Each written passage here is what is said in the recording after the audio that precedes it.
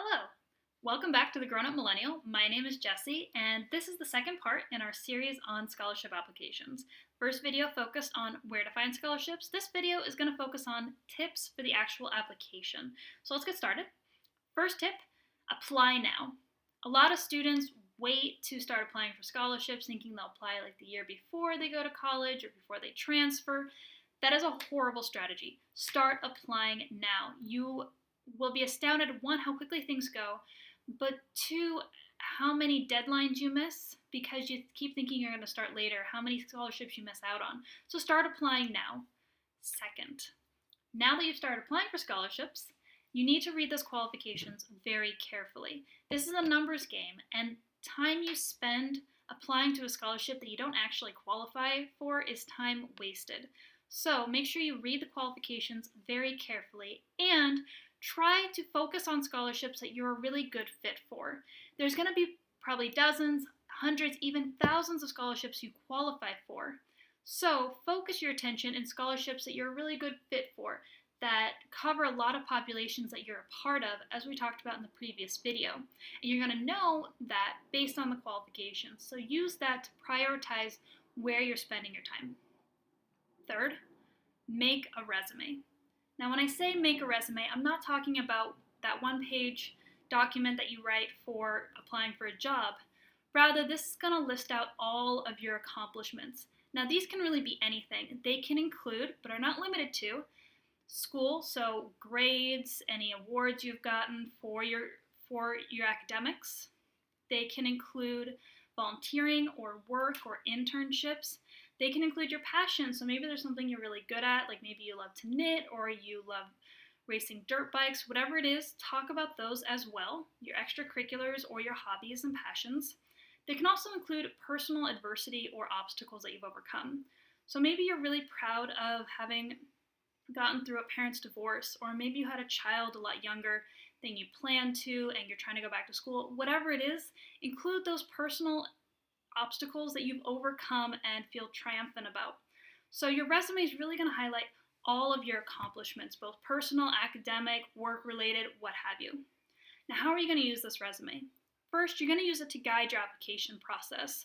There's probably so much that's happened in your life that you may forget to include certain episodes that you're really proud of in your application.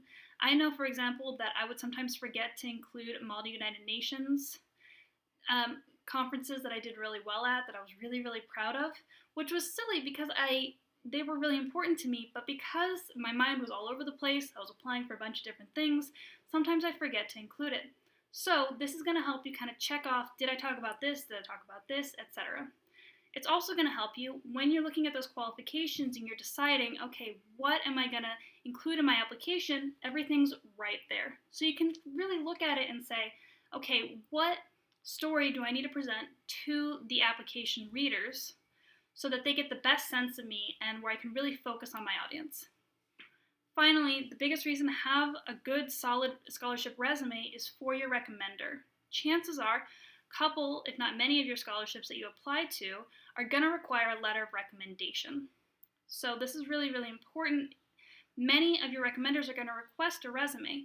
Even if they know you really, really well, it's a professor that you've taken for years, or a teacher that knows you really well, a counselor, a boss, what have you, they still are going to benefit from having a list of things that you're really good at so that they can write the best letter. Many recommenders will ask for this resume, so it saves you time, it saves them time if you already have it ready and can give it to them straight away, or even include it when you request that they write something for you. Next tip actually corresponds back to the recommenders. Give your recommenders a ton of time and be grateful. Recommenders usually are really busy people because they're adults who are working full-time, they're professors, they might have other people asking them for letters of recommendation. So try to give your recommender, very, very minimum, a couple weeks, preferably 6 to 8 weeks, so that they can really write you a solid letter and to find the best time to sit down and write that. After they write you this great letter, you want to be grateful. So how do you do that? You can write a note that says thank you so much, a little card, give them a little gift, whatever it is, but demonstrate to your recommender that you are grateful for the time they took out of their day and the effort they put forth to help you win this scholarship.